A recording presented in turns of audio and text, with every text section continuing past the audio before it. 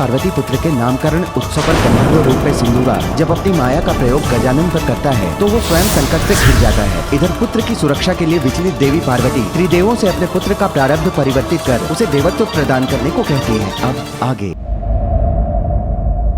मैं चाहती हूँ कि आप श्री हरि नारायण और महादेव मेरे पुत्र का प्रारब्ध परिवर्तित कर दें, उसे देवत्व प्रदान करें।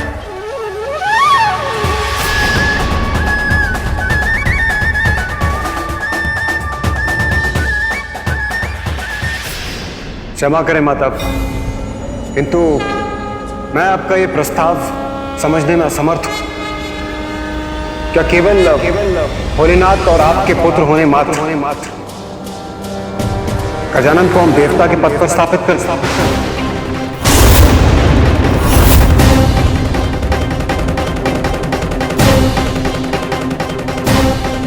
नहीं देवराज, उसे देवत्व प्रदान कीजिए, क्योंकि उसमें ही गजानन की सुरक्षा निहित है।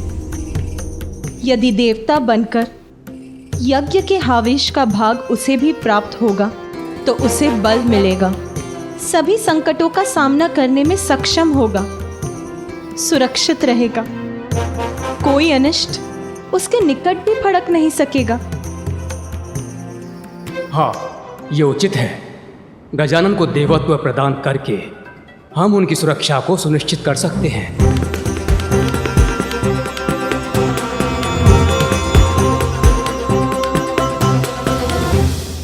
किंतु प्रभु, इस संसार में अनेकों बालक हैं और वो भी नाना प्रकार की विपदाओं में घिरे हुए हैं।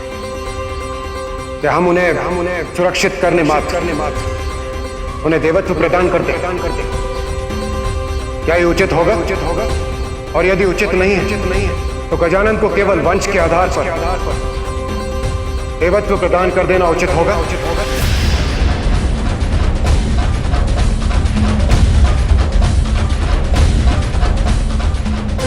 मात्र माता पार्वती और भोलेनाथ का पुत्र होने कारण हम उन्हें वो पद प्रदान करते जिस पद की योग्यता प्रमाणित करने के लिए उन्होंने अब तक कुछ भी नहीं किया, जिस पद के दायित्वों की उन्हें कोई समझ नहीं।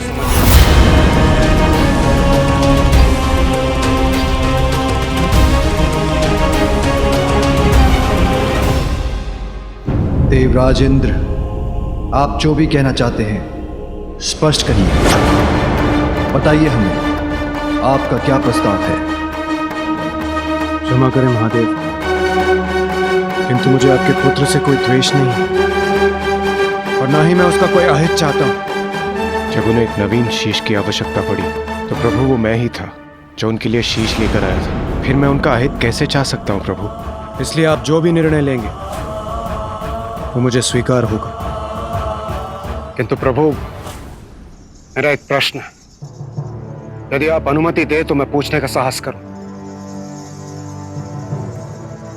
प्रभु, क्या देवत्व किसी को भी इतनी सरलता से मिलना चाहिए?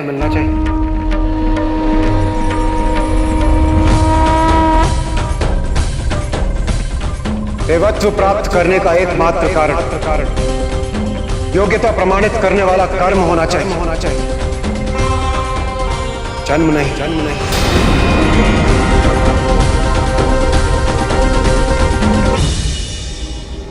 यदि जन्म से ही देवत्व प्राप्त होने लगे तो कर्म की क्या महिमा रह जाएगी? देवराज उचित कह रहे हैं। देवराज उचित कह रहे हैं।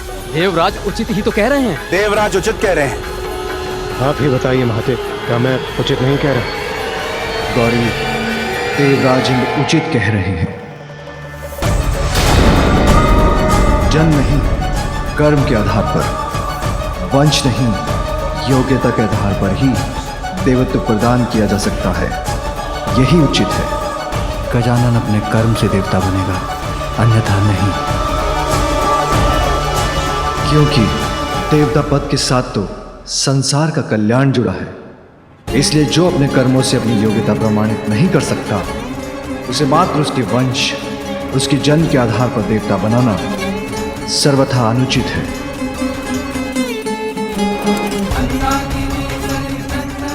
पार्वती माँ है, उनकी ममता अपने स्थान पर उचित है, क्योंकि माँ अपनी संतान के लिए कुछ भी कर सकती है। किंतु हम देवता हैं और पार्वती और मैं तो त्रिदेवों में सम्मिलित हैं, इसलिए हमारा दायित्व तो अन्य सभी देवताओं से बढ़कर है। दायित्व कर्तव्य के आगे निजी संबंध और निस्वार्थ का कोई मूल्य नहीं होता।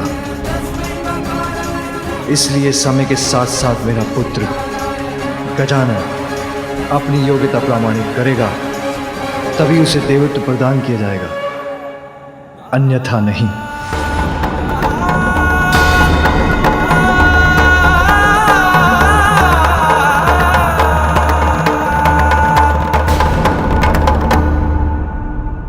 धन्य है महादेव, धन्य है आपका यह न्यायोचित निर्णय।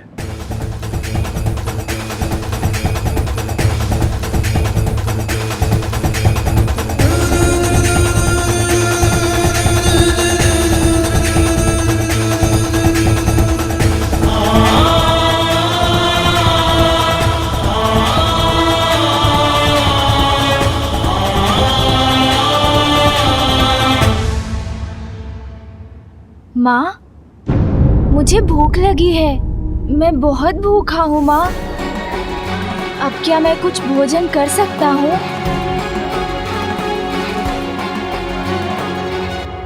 इसे देवत्व प्रदान करने पर इतना गहन परामर्श हो रहा है, उसे बस अपनी भूख की चिंता है। माँ, मुझे भोजन करने की अनुमति दीजिए ना, अब मुझसे भूख सहन नहीं हो रही। हाँ पुत्र, मैं तुम्हें अवश्य भोजन कराऊंगी। माँ के पल्लू से चिपकाए बालक देवता बनने योग्य तो कदापि नहीं। भोले के नंदन भी भोले भाले, राग द्वेष व्यर्थ ना मन में पाले। माता के आंचल को पाके प्रसन्न, भोजन में क्रीड़ा में रहते मगन। क्या है देवत्व वो अनभिज्ञ है, माता के नेह पे कृतज्ञ है। इंद्र से यद्यपि माता कुपित, किंतु माँ पुत्र को देख के पुलकित।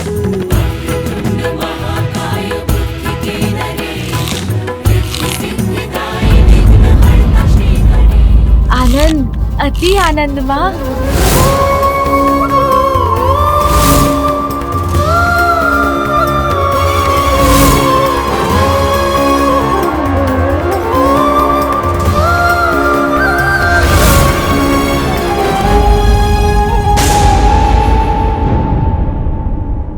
देवत्व प्राप्त करने का एकमात्र कारण योग्यता प्रमाणित करने वाला कर्म होना चाहिए। और हाँ, एक कोई थे यहाँ, ऐसा प्रतीत हुआ उन्हें देखकर जैसे वो कोई भयंकर असुर हो। देवराज इंद्र उचित कह रहे। उचित? यदि यही निर्णय है आप सभी का, तो यही उचित। देवराज, उचित और अनुचित, योग्यता और अयोग्यता की बातें करते, ये जानते हुए भी कि मेरे पुत्र ने इतनी कम आयु में इतने विशाल संकटों का सामना किया। और जब उस पर अपने पिता के क्रोध को जागृत करने का संकट छाया, तो उस समय आप सभी सर्वथा योग देवगण में से कोई भी उसकी रक्षा के लिए नहीं आया। उचित तो ये होता देवराज कि आप उससे संघर्ष करने के स्थान पर उसे समझाने का प्रयत्न करते, क्योंकि वो तो एक अयोग्य बालक है और आप सभी योग्यताओं से परिपूर्ण देवराज इंद्र। किंतु माता वो किंतु परंतु नहीं देवराज, उचित तो ये होता कि आप उसकी सुरक्षा का उत्तरदायित्व निभाते। पूर्व में उसके संहार का कारण बने थे आप, और अब उसका तिरस्कार कर रहे हैं। क्या ये उचित है?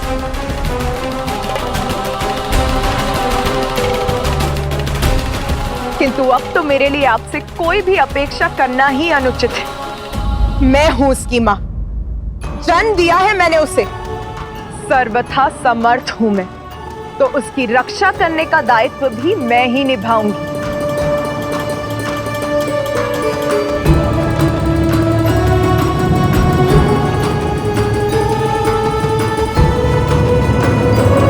योग्यता और संस्कार जन्म से नहीं आते, कर्म से उन्हें प्राप्त करना होता है।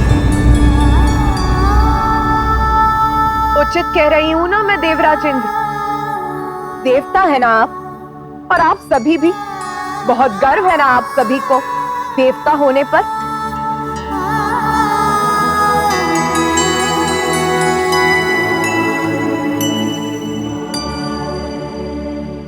संस्कार और योग्यता उचित और अनुचित के भेद बता रहे हैं ना? तो ये भी बताइए मुझे कि बिना अवसर प्रदान किए एक छोटे से बालक का तिरस्कार कहाँ का संस्कार है इंद्रदेव? पार्वती के मन में उमड़ी ममता। और रही बात योग्यता की, तो वो सभी में होती है, बस उसे निखारने के लिए उचित मार्गदर्शन और निरंतर परिश्रम की ही तो आवश्यकता है। के मन में उमड़ी ममता। अब मैं आपसे एक प्रश्न पूछती हूँ देवराजेंद्र, जब आपको आवश्यकता थी तो आपने मेरे पुत्र कार्तिकेय को सहस्त्र स्वीकार किया, अद्भुत बालक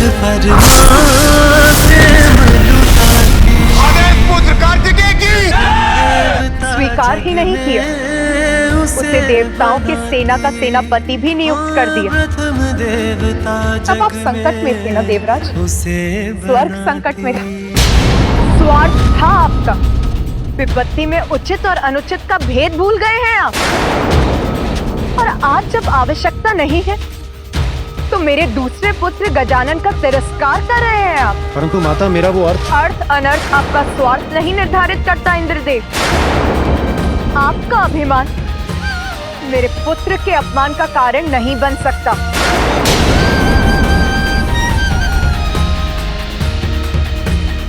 सुनिए सभी, मैं महादेव की अर्धांगिनी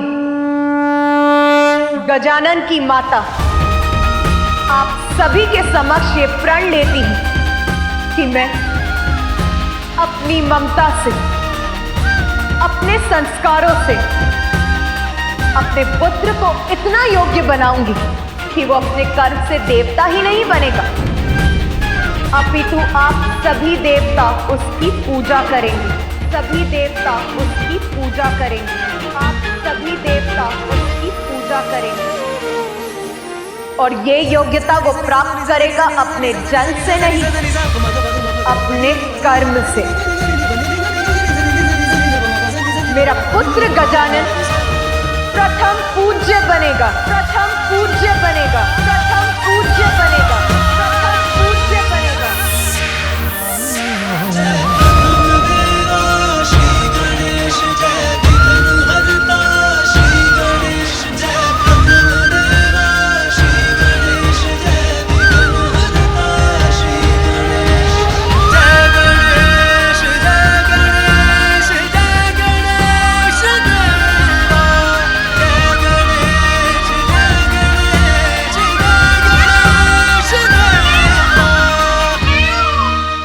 सभी एकत्रित हैं यहाँ। उत्सव है, तो फिर माता का व्याकुल स्वर मेरे कानों को क्यों भेद गया? महादेव प्रणाम, अब हमें जाने की अनुमति दीजिए।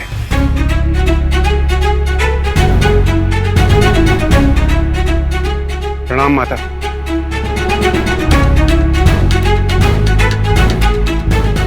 गजमुख गजानन, महादेव और माता पार्वती के पुत्र हो तुम, और ये तुम्हारा सौभाग्य है। उसी में संतुष्ट रहो, देवत्व प्राप्त करने के योग्य नहीं हो तुम।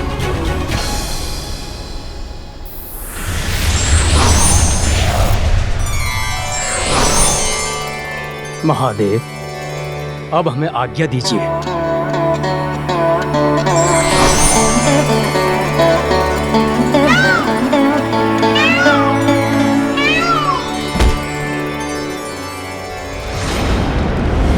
पाताल स्वामिनी सिंहिका, कितना आनंद आएगा मुझे जब ये गूंज पाताल को ही नहीं अपितु समस्त संसार को ध्वनित कर देगी।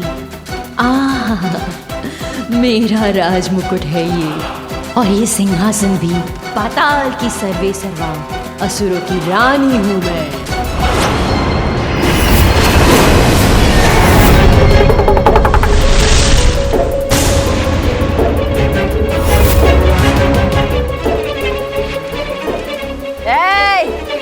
ऐसे नेत्र फाड़ फाड़ के क्या देख रहे हो?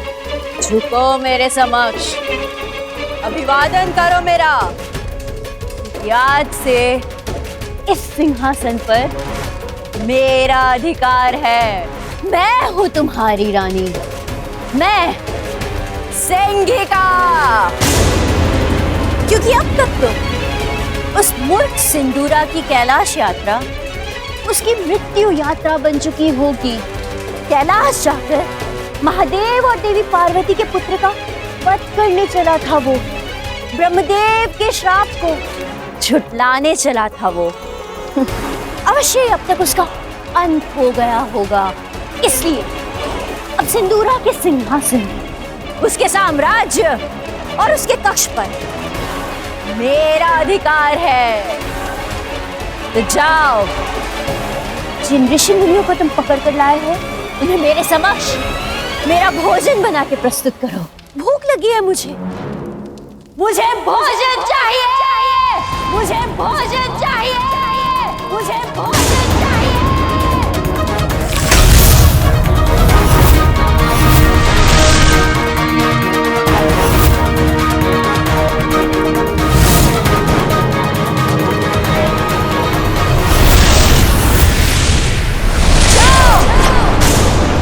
मेरे आदेश का पालन करो, अन्यथा इस बार तुम्हारा शीश तुम्हारे घर से विलग हो जाएगा।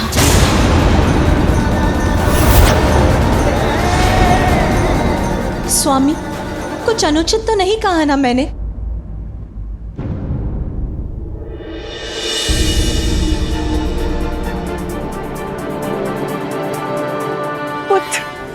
माता का हृदय तो सब कुछ जान लेता है। मेरे बिना कुछ कहे ही माता को आभास हो गया कि मैं यहाँ हूँ। मेरा पुत्र। हाँ माता, आपका पुत्र यही है। मैं आ गया हूँ माँ। अब आपके सब कष्टों को दूर कर दूंगा मैं।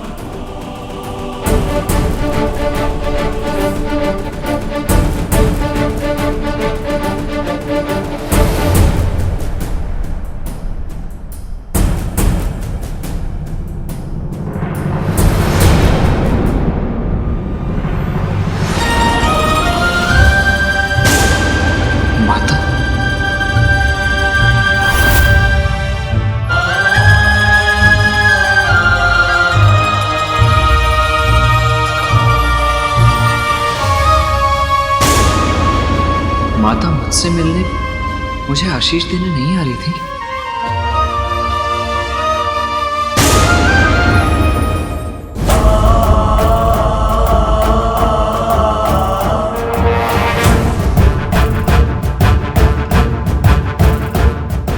उसका स्पर्श भी न कर सके। उसकी कोमल प्राण सभी विपदाओं से सुरक्षित रहे, बस इतना ही चाहती थी।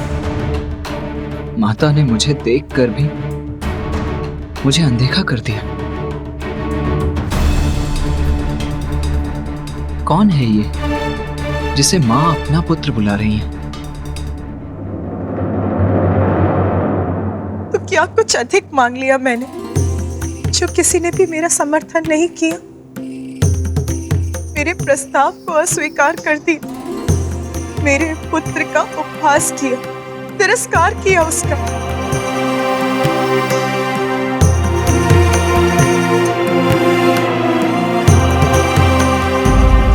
यदि मेरा बड़ा पुत्र कार्तिकेय यहाँ होता तो वो मेरी पीड़ा अवश्य समझता, साथ देता अपनी माँ का। तो माता ने अनदेखा नहीं किया मुझे। सत्य तो ये है कि उन्होंने मुझे देखा ही नहीं।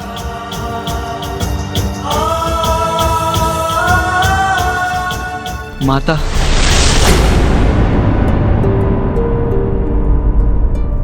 ये स्वर तो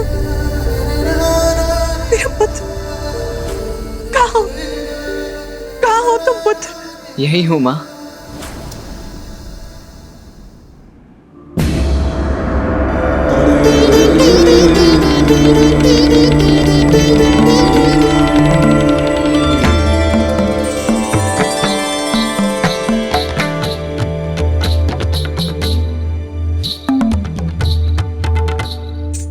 प्रणाम माता।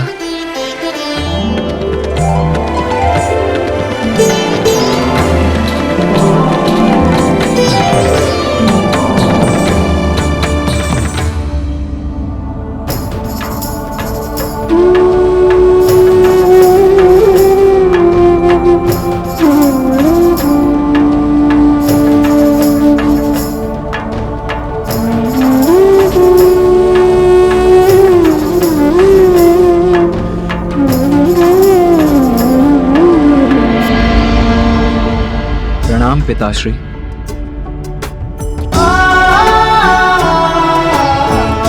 आयुष्मान भव।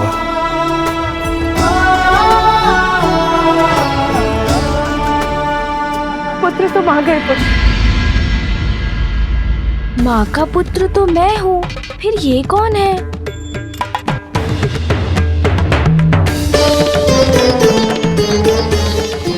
ये विचित्र कछमुख बालक कौन है और ये मेरे और माता के मध्य क्यों है? इसका हमारे परिवार से क्या संबंध?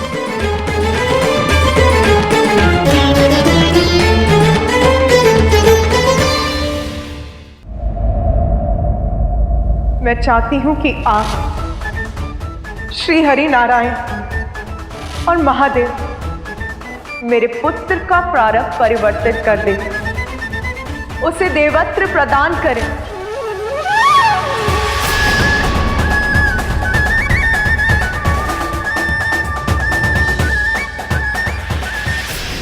क्षमा करें माता, किंतु मैं आपका ये प्रस्ताव समझने में असमर्थ हूं। क्या केवल भोलेनाथ और आपके पुत्र होने मात्र गजानन को हम देवता के पद पर स्थापित कर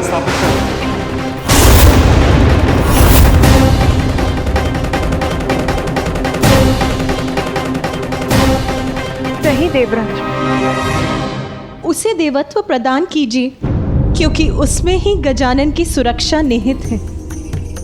यदि देवता बनकर यज्ञ के हावेश का भाग उसे भी प्राप्त होगा तो उसे बल मिलेगा, सभी संकटों का सामना करने में सक्षम होगा, सुरक्षित रहेगा, कोई अनिष्ट उसके निकट भी फड़क नहीं सकेगा। हाँ, ये उचित है। गजानन को देवत्व प्रदान करके हम उनकी सुरक्षा को सुनिश्चित कर सकते हैं।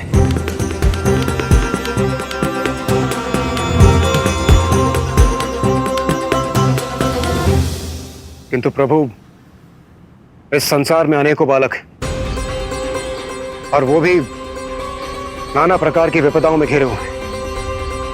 क्या हम उन्हें सुरक्षित करने मात्र उन्हें देवत्व प्रदान करते क्या ये उचित होगा? और यदि उचित नहीं है तो गजानन को केवल वंश के आधार पर देवत्व प्रदान कर देना उचित होगा।